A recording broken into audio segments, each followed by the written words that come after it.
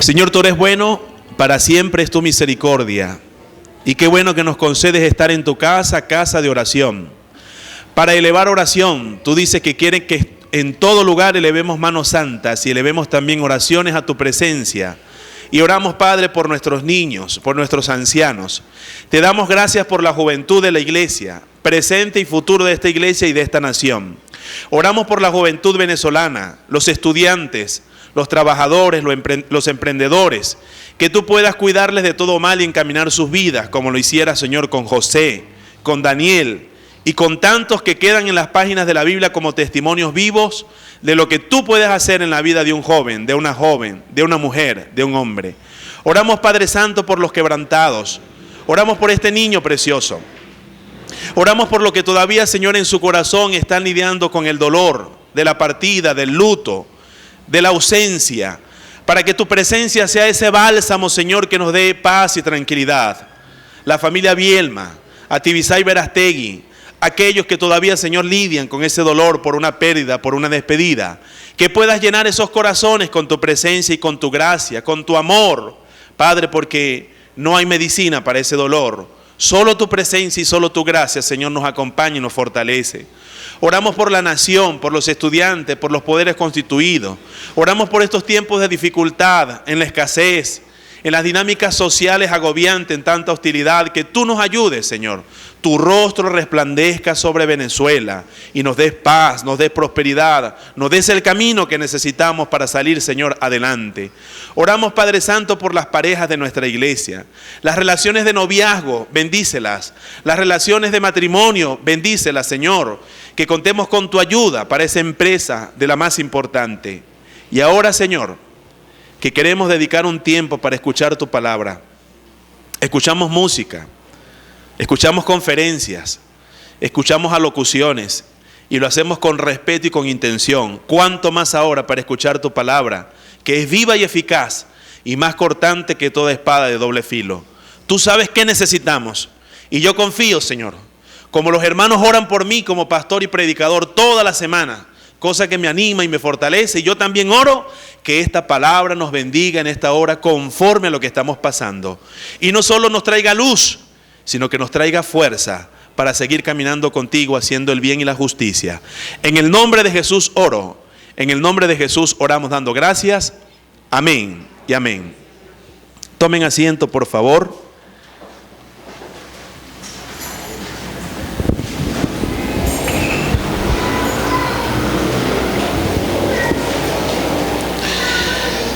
Continuamos, gracias al Señor, nuestra serie de mensajes bíblicos, basada esta serie en la vida de José. Un personaje no legendario, histórico, que se empina en la Biblia y se destaca por lo menos por tres cosas, hemos visto hasta ahora. Por ser un ejemplo de integridad, por ser un ejemplo de nobleza en su trato con los demás y por ser un ejemplo también de compasión al perdonar. Cosa que no es fácil. Ustedes y yo hemos podido leer en los capítulos 35 al 50 esta vida fascinante. Y nos hemos dado cuenta que la vida del muchacho no fue fácil. Fue una vida que tuvo sus contrariedades. Sin embargo, nosotros vemos que José nos pinta bien esas tres dinámicas. Lo presentamos con un triángulo, recuerden. En el vértice de arriba, Dios presente en la vida de José. Y a José le iba bien porque Dios estaba con él, la gracia de Dios. En un vértice del lado vimos el entorno de José fue amenazante, muchas situaciones contradictorias, pero él las usó como oportunidades para sobreponerse. Y en el otro vértice del triángulo vimos nosotros la parte que nos toca. A José le tocó un ambiente familiar contradictorio. En ese ambiente imperaba la intriga, la competencia, la envidia, la hostilidad entre hermanos y una paternidad pasiva. Despojado de su túnica, la túnica de la discordia, fue lanzado en una cisterna y vilmente vendido por sus hermanos a unos mercaderes ismaelitas. De la noche a la mañana, el muchacho amanece en otro país, un país con costumbres y creencias diferentes a las de él, con un idioma que él no comprendía. En ese lugar tuvo que adaptarse, estando en la casa de su amo, de quien llegó a ser un esclavo llamado Potifar, un verdugo, capitán de la guardia, ahí se sobrepuso, comenzó a decantar la vida del muchacho. No había cosa que realizar el muchacho que Dios no bendijera. Y eso fue un proceso de adaptación acompañado de bendición, prosperó. Pero llegó un momento en que la mujer de su amo se fijó en él y lo acosó sexualmente. Se le fue encima y le hizo una propuesta indirecta a la cual el joven rehusó por dos razones. En primer lugar, porque era una ofensa a su amo que le había confiado todas las cosas. Y en segundo lugar, porque era un pecado contra su Dios. Porque aunque su padre no lo viera y pensara que estaba muerto y los hermanos no le vieran, fue una persona que siempre mantuvo su convicción en Dios. Hoy vamos a ver a José en la cárcel. El domingo próximo pasado lo dejamos allí. Tenía por compañero al jefe de los coperos y tenía por compañero al jefe de los panaderos. Y estando allí, Dios le utilizó para interpretar los sueños de uno y del otro. El copero fue restituido en su cargo y tomó su vida. Al panadero no le fue con la misma dicha y terminó siendo colgado y su cabeza consumida por aves de rapiña. Recuerden lo que ocurrió. Antes de despedirse, José le dijo al jefe de los coperos del rey: apela por mí ante el rey. Yo no estoy pidiendo una medida extraordinaria, permítame hacer una paráfrasis. Yo no estoy pidiendo que le mojes la mano ni que te vayas por los caminos verdes. Lo que estoy diciendo es que a ti te conste y a todos los demás que mi integridad y mi comportamiento es suficiente para que me otorguen mi plena libertad. Por favor, hazlo. Y hermanos, como suele ocurrir, algunas personas se olvidan de las promesas. En el capítulo 41, en el versículo 1, retomamos la historia que dice que aconteció que pasado 2 años, el copero parece que llevó la intención de interceder por él ante el rey, pero se olvidó. Y yo quiero presentar el mensaje hoy que he titulado: ante la espera, asume tu parte. Quiero que capte esto y en esto quiero que haga contacto conmigo, por favor. Lo que nosotros hacemos o dejamos de hacer mientras estamos esperando dice o desdice de nosotros. La espera nos define o la espera nos interpela. Miren, la mujer que está encinta 9 meses tiene que esperar, y los primeros 3 meses complicados más para algunas que para otras. Es un tiempo de mucha repulsión, de vómito, de adaptación, y piensa que nunca va a pasar eso. Pero mientras está esperando, en su interior, en su vientre, se está gestando un proceso complejo y precioso. El sembrador prepara la tierra, introduce la semilla y llega un momento en que tiene que esperar. José estuvo esperando, dice el versículo, 2 años. 2 años estuvo allí de su vida ese muchacho. Y nosotros imaginamos que es cualquier cosa. Pero miren, son 2 años. A veces nos aburrimos de estar sentados en un lugar 2 horas. Y por eso las personas hacen que los sitios de estar o de espera sean cómodos. Ponen revisteros, ponen música ambiente, ponen un clima adecuado, una butaca cómoda para que la gente no se desespere. José tuvo 2 años de su vida. El calendario egipcio no es calendario similar al nuestro, que es un calendario gregoriano. Pero 2 años al fin de la vida de un muchacho, y le parecía que estaba junto al río. Dice que en ese tiempo 2 años, y luego el faraón tuvo un sueño.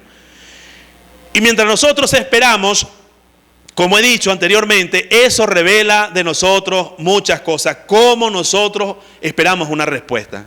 Mientras estamos de pronto en la cárcel de una situación, o en la tumba de una situación, aguardando 3 días para que Dios manifieste su poder y su gloria y su gracia. Y voy a compartir 3 cosas. Antes voy a leer el versículo 2 de este pasaje.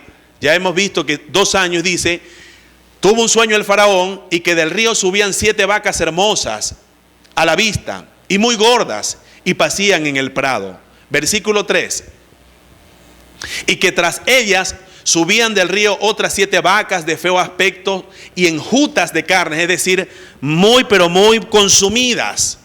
Y se pararon cerca, regresemos al 3 por favor, y se pararon cerca de las vacas gordas y de mejor aspecto. Ahora seguimos: y que las vacas de feo aspecto y enjutas de carne devoraban a las 7 vacas hermosas y muy gordas, y despertó Faraón. Vamos a dejarlo hasta allí. Yo quiero compartir 3 cosas que encontré aquí, que confío van a ser de nuestro desafío y bendición. En primer lugar, a veces nos va a tocar esperar en medio de situaciones dolorosas, experimentando dolor. Y en esas situaciones quiero adelantar en decirle que solo la presencia de Dios y la esperanza del Señor nos pueden sostener. Lo voy a repetir. A veces la espera va a tocar en medio de un dolor. Y pensemos en las noches que hemos pasado, esas noches que parecen eternas. Por eso el dicho vulgar dice que no hay nada más feo que un dolor de muela a medianoche. Y nosotros cuando estamos en la noche y hay un dolor en nuestro cuerpo, lo más que deseamos es que amanezca pronto. Y eso es una imagen, hermano. Esas experiencias físicas en la vida pueden ser una representación de lo que ocurre a veces en el alma. Cuando estamos esperando que Dios dé una respuesta. Cuando estamos esperando que Dios arroje una luz. Cuando estamos esperando que Dios dé una salida. Porque a veces no es solamente el dolor físico, sino es el dolor del alma, es el dolor del espíritu. Pero quisiera hacer algunas aclaratorias para que entendamos este principio. Es impresionante lo que Dios puede hacer en la vida de un hombre y de una mujer cuando lo somete al horno del dolor. Cuando alguien tiene que esperar, metido en el crisol del dolor. ¿Cuáles son las aclaratorias que hay que hacer? La primera es que no todo dolor es por la misma causa.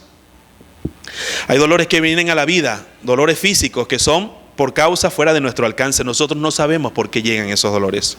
Y están esos dolores ahí presentes.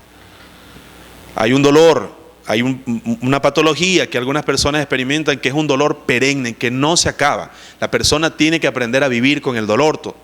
Y es una de las patologías que más ha causado interés en la ciencia y no saben de dónde viene, si es una cuestión neurológica, si es una cuestión psicológica, emocional, lo que fuere. Pero hay personas que tienen que vivir con ese dolor y se acostumbran a vivir con ese dolor. Hay dolores también que aparecen por descuido humano. Cuando nosotros no somos responsables y sometemos el cuerpo a situaciones que no convienen, viene el dolor y nosotros somos culpables de ese dolor físico. Pero no hablemos solo de dinámica física, hay dinámicas psicosomáticas, hay personas que por un pensamiento constantemente en eso terminan sintiendo dolor en sus cuerpos aunque no tienen fisiológicamente ningún mal. Y hay causas también espirituales. El salmista dice que mientras cayó en su pecado, ¿qué pasó con sus huesos? ¿Qué pasó? Se consumieron los huesos. Ayer leí un título en la red social que decía que las personas sinceras y que son consecuentes entre lo que piensan, dicen y hacen, tienen mejor salud. Y tiene que ser así. Porque una persona que dice una cosa pero piensa otra, o una persona que demuestra algo con el cuerpo pero en su interior está deseando otra, es una persona que no es íntegra. Y tarde o temprano esa vida termina resquebrajada. La falta de integridad enferma. Y el pecado también trae dolor al cuerpo. Cuando David estaba en su pecado y no lo confesaba, hasta los huesos le dolían. Y nosotros hemos sabido que hay dolores del alma que vienen por un problema espiritual. Pero hay otros dolores que no sabemos por qué vienen. Y recuerdo aquel diálogo que tuvo el Señor con sus discípulos. Los discípulos le preguntaron: Señor, ¿quién pecó? ¿Este joven o sus padres para que él esté en esa condición? ¿Y qué le respondió el Señor? Ni él ni sus padres pecaron. Ese dolor y esa enfermedad está allí y se ha permitido para que se manifieste ¿qué? La gloria de Dios. Hermano, pero tengo una buena noticia. No importa la clase de dolor que esté experimentando mientras espera. La buena noticia es esta: es que Dios puede glorificarse aún en medio de una situación dolorosa de la vida. No pensemos que para José esos 2 años de cárcel fueron años placenteros, fueron años de dolor. Y yo le voy a demostrar en un momentico que a la mente de José se venían constantemente las situaciones tristes de su casa. Él se acordaba del dolor de los hermanos que lo vendieron. Él se acordaba de su viejo, de su hermano menor. Y fueron situaciones de mucho dolor allí en esa cárcel. Pero la cárcel se convirtió en una escuela poderosísima. En una escuela que Dios utilizó. Y tanto la Biblia y la historia nos muestra ejemplos de grandes vidas y extraordinarias vidas que se lograron en el fragor de haber pasado por una situación dolorosa, por una cárcel, por una situación adversa. Y Dios la utilizó para hacer de esas personas grandes personas. Y le voy a decir algo. No es que yo le voy a recomendar a usted que se someta a dolor para que aprenda. No es eso lo que quiero decir. Pero estoy convencido de algo. Hay lecciones que no se aprenden si no es pasando por situaciones dolorosas. Job es ejemplo de eso. Usted puede decir, pastor, yo quisiera aprender y crecer, pero yo me voy a saltar esta materia, por el salón del dolor no voy a pasar. Pero cuando nosotros pasamos por allí, por la razón que sea que llegamos a esa cárcel, a esa situación, ese conflicto y ese dolor, y permitimos que Dios sea Dios, el aprendizaje que podemos tener en medio del dolor es grande. Y Dios en medio del dolor ganó para nosotros en la cruz del Calvario nuestra salvación. La salvación fue una experiencia dolorosa. Nuestro templo tiene 3 cruces con un símbolo. A mí me gusta, creo que los evangélicos hemos pedido el poder del símbolo y allí están por nuestra reacción a la idolatría. Pero estos símbolos nos recuerdan a nosotros que nuestro Maestro ganó con dolor nuestra paz y nuestra consolación, que su cuerpo fue molido, que fue desfigurado su rostro, dice el profeta Isaías, pero que esa situación dolorosa por el poder y la gloria de Dios se transformó en la esperanza de todos los cristianos del mundo. Y hoy nosotros podemos decir, Señor, gracias a tu dolor y a tu momento incómodo, nosotros tenemos salvación y vida eterna, tenemos el perdón de nuestros pecados. Lo primero que quiero decir entonces es eso, que a veces nos va a tocar esperar en medio del dolor. En segundo lugar, a veces nos va a tocar esperar con la sensación de que todo sigue igual, de que nada cambia, pero no. Aunque tenga usted esa idea, algo está pasando. Vamos a seguir leyendo. Y bien como Dios utilizó el corazón inquieto de un hombre, en este caso del faraón. Dice que se durmió de nuevo y soñó la segunda vez que 7 espigas llenas y hermosas crecían de una sola caña. Seguimos leyendo. Y que después de ellas salían otras 7 espigas menudas y abatidas por el viento solano, es decir, del oriente, el caluroso. Y las 7 espigas menudas devoraban las 7 espigas gruesas y llenas. Y despertó Faraón y aquí que era sueño. Vamos al versículo 8, por favor, y detenemos allí. Sucedió que por la mañana estaba, ¿qué? Agitado su espíritu. Esa parte la rayé en la Biblia que tengo al lado de mi cama. Porque yo decía que a veces tenemos la idea de que no está pasando nada. Señor, ¿y cuándo va a haber un cambio en mi familia? ¿Y cuándo vamos a ver lo que tanto esperamos para el país o para el mundo? Y Dios está trabajando, agitando corazones. Y yo decía, es impresionante lo que sucede cuando el corazón de una persona clave se agita. Y a partir de ese corazón agitado y angustioso, Dios comienza a hacer una transformación que nos va a alcanzar a todos. Y yo decía, Señor, agita y atormenta el corazón de quien tengas que atormentar. Para que comience con ese tormento, para que comience con ese agite, la sanidad y la salida en mi familia, en mi entorno, en nuestra situación. Fueron 2 años que parecían eternos, eran monótonos, eran infructuosos, porque José no tenía ni wifi, ni tenía teléfono inteligente, ni tenía tableta, ni tenía redes sociales. Hable con una persona privada de libertad y usted se dará cuenta. Hable con un Mandela si pudiera. Hable con cualquiera que estuvo allí. Los días parecen eternos. La vida cambia. Un rayo de luz, un raudo de luz se convierte en la cosa más extraordinaria. Una voz, una presencia que no sea tu sombra, se convierte en una cuestión extraordinaria. 2 años que parecía que nada ocurría, pero Dios estaba inquietando el corazón de uno y preparando a un joven para hacer una grande cosa. La Biblia dice que todo tiene su tiempo y hay tiempo de esperar. Mientras aparentemente nada pasaba, algo estaba pasando. ¿Saben por qué? Porque el reloj de Dios no se detiene nunca. Dios sigue trabajando. Dios sigue trabajando. Dios no deja de trabajar. Por eso Jesús dijo, mi Padre trabaja hasta ahora. Dios está trabajando. Y yo quisiera que usted salga de aquí, de este lugar, con esa convicción. Anoche compartí con un grupo de jóvenes de la primera iglesia bautista de Los Teques en un retiro. Y después de presentar algunas ideas de José, se levantó un jovencito con un testimonio que nos quebrantó a mí y a mi esposa. Y él decía, yo tengo que admitir, lo que tengo que admitir es muy fuerte para mí. Y comenzó a contar el odio que siente por su hermano y los planes que ha tenido en estos días. Todo el mundo quedó sorprendido porque es un joven que está llegando a la iglesia. Y todo lo que tenía en su corazón. Y él dijo, pero tengo que admitir que así como ocurrió con José, aunque yo no lo vea, Dios está haciendo algo en mi vida. Dios está trabajando en mi vida, en tu vida y en mi familia. Usted tiene que creerlo. Y aunque usted no lo vea, esa situación de esperar le está purificando. Porque Dios nos está preparando para nuevas experiencias y desafíos.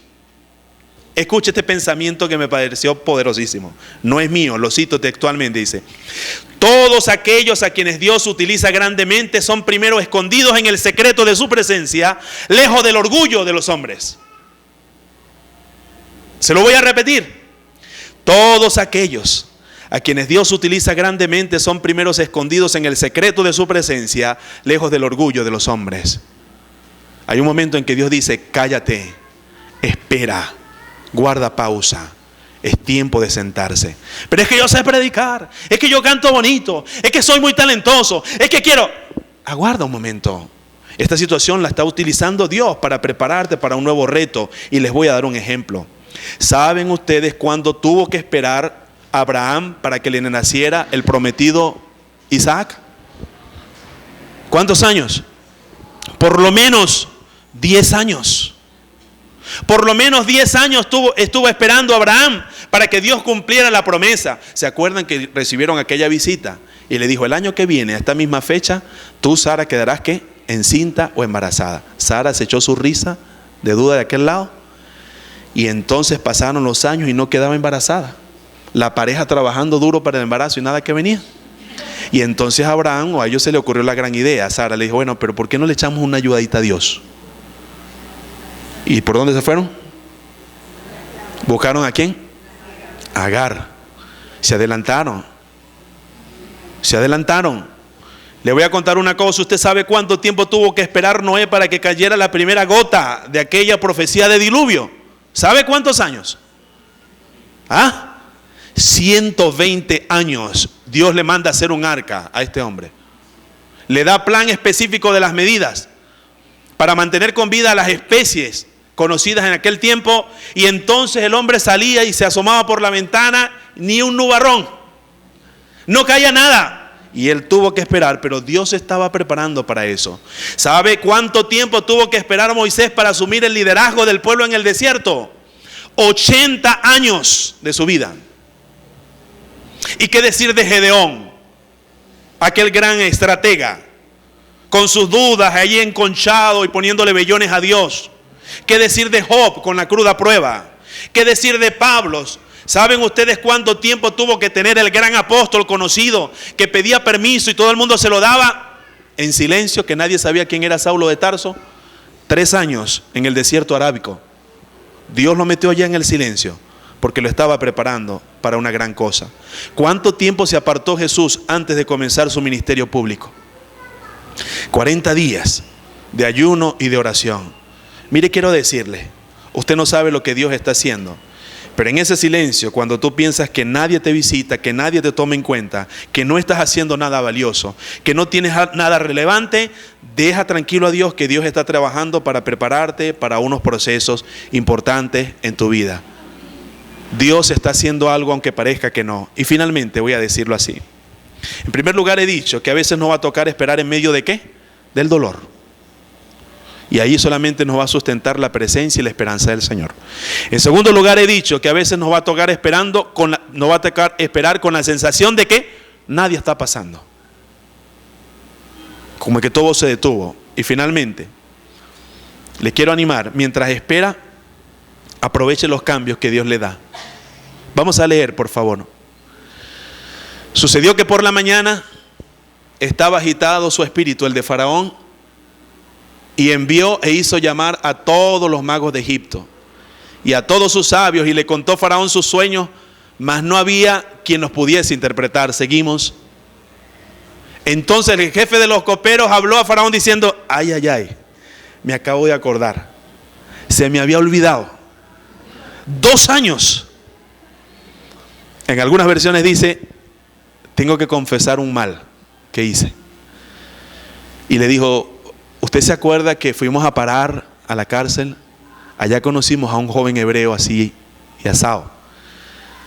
Sus compañeros tuvimos sueños, él nos sirvió y se cumplió el sueño tal cual como lo dijo el joven. A mí me parece que ese muchacho podría ayudar. Y aquí viene, es lo que quiero decir. Quiero decir varias cosas aquí. En primer lugar, ya sabemos, el asunto de los sueños en aquel tiempo tenía un lugar especial. Dios lo usaba, no teníamos la palabra completa. El canon no estaba completado. Y Dios se valía de los sueños de una manera especial para revelar cosas. Ya tenemos la Biblia completa, que es la profecía más segura. No estoy diciendo con esto que Dios no pueda una experiencia particular con un sueño y lo demás. Eso yo lo dejo ahí. Lo que no creo es que la vida de los cristianos hoy se deba llevar por los sueños de nadie, sino por la palabra de Dios. Incluso los sueños y las experiencias especiales tienen que ser filtradas por la palabra de Dios para saber si son de Dios o no. Porque usted puede soñar por muchas razones, pero la palabra de Dios es por una sola razón, la voluntad de Dios. Usted puede soñar por un pensamiento persistente. Si usted come topocho, leche, chicharrón y pasta y caraota a las 12 de la noche, le aseguro que tiene un sueño. Y usted no se lo va a atribuir a Dios. Así que mucho cuidado con hacer de la Biblia el libro de Sancono. La Biblia no es un libro de eso. La Biblia es la palabra de Dios revelada y completa, no cambia. Y todas las demás experiencias, sean sueños o lo que sea, tienen que ser filtrados aquí. No acepto que venga alguien aquí a predicar basado en un sueño que tuvo, o en un cuento, una experiencia que bajó no sé dónde, subió no sé cuánto. Aquí se predica la palabra de Dios, y la palabra de Dios sirve de filtro de todas las demás experiencias que nosotros podamos contar en nuestro peregrinaje. Eso lo tenemos claro. Con eso claro, entendamos sin embargo que José fue una persona humilde. Porque cuando Faraón le cuenta, él le dice, bueno, mire, las interpretaciones son ¿de quién? Son de Dios. Cuénteme a ver si Dios quiere utilizarme como instrumento para interpretar lo que está ocurriendo. ¿Y qué le dijo?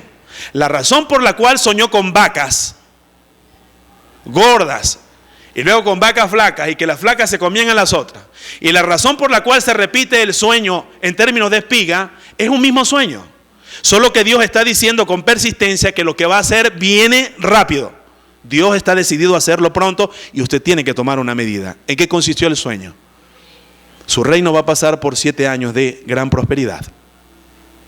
Al cabo de esos 7 años, vendrán 7 años ¿de qué? De una escasez que no ha conocido nadie. Es más, hay un versículo por ahí que dice, la escasez va a ser tal que nadie va a recordar los mejores tiempos de prosperidad. Entonces ahí viene el plan P al cubo. Primero, busque a la persona adecuada para que gerencie.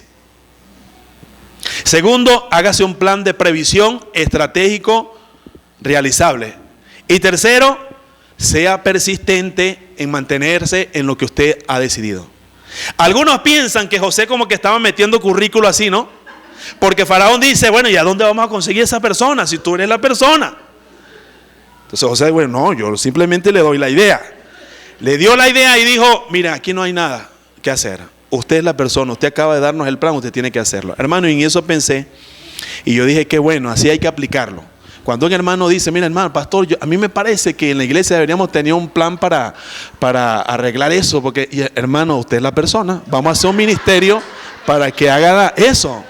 Porque entonces viene, mire que yo me estaba dando cuenta últimamente, hermano, que hay mucha telaraña en los rincones, y hermano, vamos a hacer un ministerio de los quitatelaraña. Usted no se quiere poner al frente de ese ministerio para hacerlo, ¿no? No, porque yo doy es la idea, no que son ideólogos. Pero aquí José no solo da la idea, sino que ese muchacho que estuvo 2 años en el silencio, Dios lo estaba formando para ser el gran gerente. Y fíjense la idea, él dijo, aprovechen los años de prosperidad. Eso nos enseña a nosotros, hermano. Y aquí está el último principio, escúcheme, en esta vida todo cambia. Yo creo que el principio aquí al final es que aproveche los cambios y encuentre en cada cambio una oportunidad para crecer y para servir. No se acomode nunca a una circunstancia, porque hoy usted está barbudo en una cárcel y mañana va a estar afeitado, peinado y vestido delante de príncipes. Hoy usted está solo en una celda y Dios mañana te va a poner al frente de personas a hacer una grande obra. Nunca te acostumbres a nada, porque todo cambia. Decía Heráclito, lo único permanente es el cambio. Lo único constante es el cambio. Y cuando yo leí eso, yo lo subrayé también en mi Biblia, Madeley sabe. Y además, ley, qué impresionante. José primero está solo, ahora está al frente del príncipe. Primero está barbudo y el tipo se toma el tiempo de afeitarse y vestirse, está allá. Antes era uno que estaba injustamente acusado, ahora Dios lo está utilizando para alimentar a mucha gente, para tener un plan que va a salvar a la nación. ¿Qué significa eso? Las cosas cambian. Hoy eres el gerente, mañana puedes ser el portero.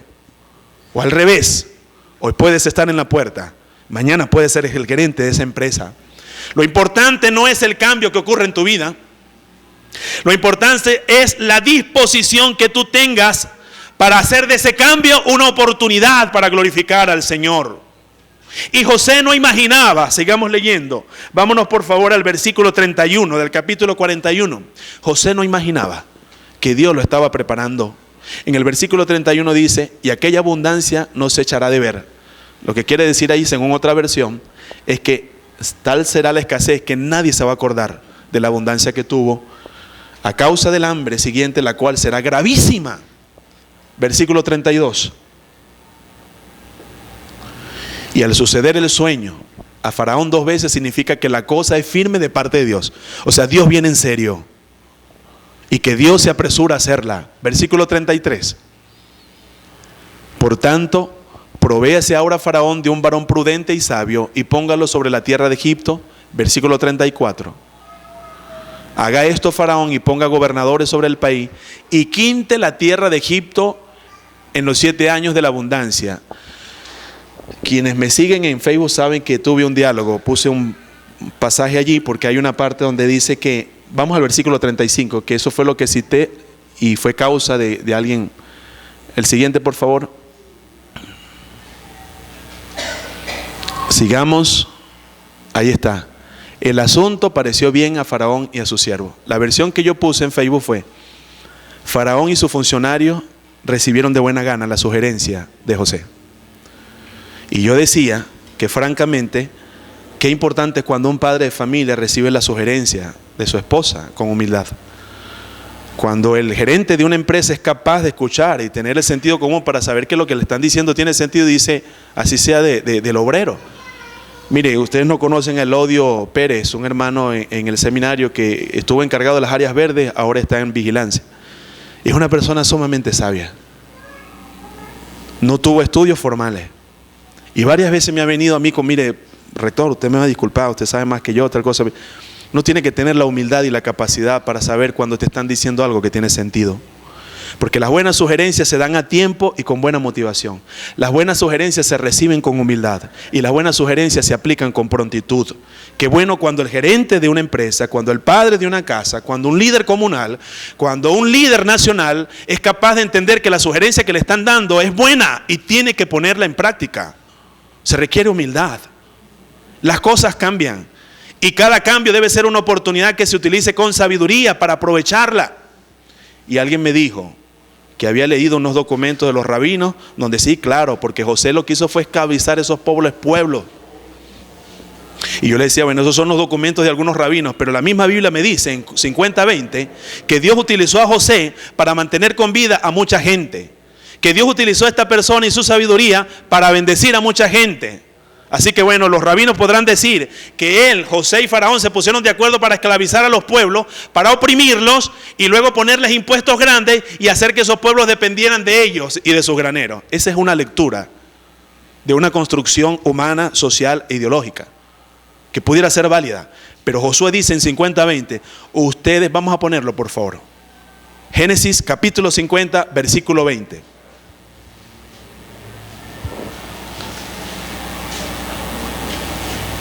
Génesis capítulo 50, versículo 20 dice, José, después de pasar todo lo que pasó, dice, a sus hermanos, vosotros pensasteis mal contra mí. No solo pensaron, lo ejecutaron. Mas Dios lo encaminó a bien para hacer lo que vemos hoy. ¿Qué? Mantener en vida a mucho pueblo. Dios usó a José para mantener en vida a mucho pueblo y darle alimento. Yo quiero decirles para terminar que en la vida hay muchos cambios. Usted no sabe nunca dónde va a terminar haciendo qué. Por eso lo importante es aprovechar cada cambio. Algún cambio físico, nuevos aprendizajes, una nueva etapa en su vida familiar y profesional, una crisis importante en su familia, en su vecindario, en su país. En el caso de José, Dios utilizó la perturbación en el corazón del más poderoso en el imperio para comenzar un movimiento diferente. Hoy, en una celda fría y sucia, mañana esperando audiencia en el palacio.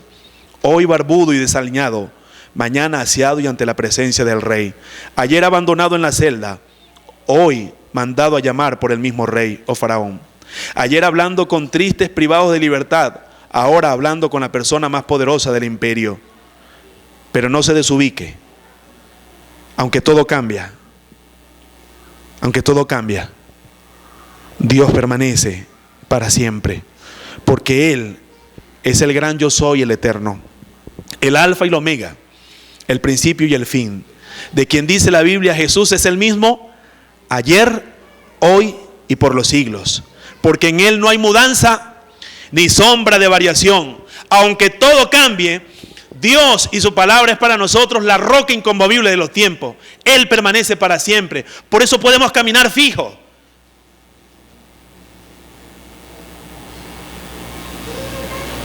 Quiero terminar con esto.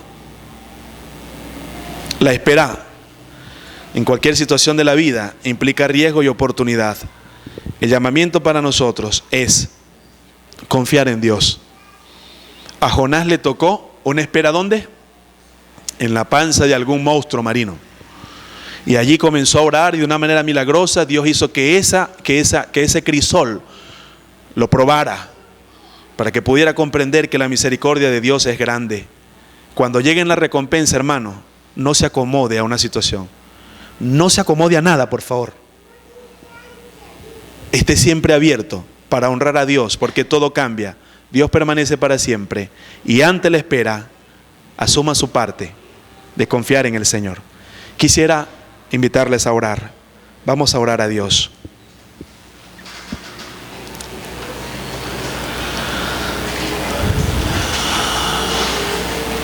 Señor, en ocasiones tenemos la sensación o el pensamiento de que tú te has olvidado de nosotros,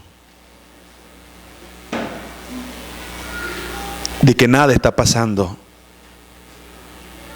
Pero la vida de José, Señor, nos recuerda que tú siempre estás obrando para el bien de tus hijos. Gracias por las personas a quienes has sometido a procesos dolorosos y adversos. Y hoy les vemos purificados delante de tu presencia. Y les estás usando con poder. Yo te pido que ayudes a mis hermanos y hermanas que están en el tiempo de silencio, de aislamiento y de dolor. Que esperen con paciencia que tú estás haciendo algo hermoso. Queremos orar, Señor, que levantes, cultives en nosotros las virtudes de José. Virtudes de confianza, de obediencia, de integridad, de bondad, de solidaridad con los que están con nosotros en la angustia y de compasión para perdonar las faltas que nos han hecho. Padre Santo, gracias por nuestro Jesús que sufrió en la cruz del Calvario, que en un momento de la cruz dijo, Elí, Elí, lama sabatani. Señor, Señor, ¿por qué me has abandonado? ¿Por qué me has separado? Gracias porque Él, después que bajó de la cruz y resucitó, también nos dijo, yo estaré con ustedes todos los días hasta el fin del mundo. No andamos solos.